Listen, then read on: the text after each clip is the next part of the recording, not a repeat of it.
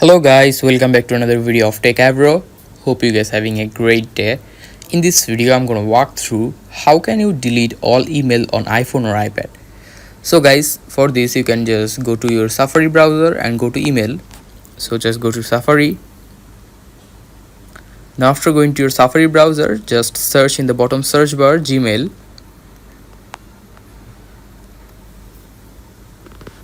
And in the bottom left side here you can see there are two ways showing. Just click on that, and after clicking on that, here you can see the third option, request desktop website. Click on it. Now it is on your desktop website mode. Now zoom and go to email, the first one. Here you can see after going to your Gmail, all of your emails are in front of you.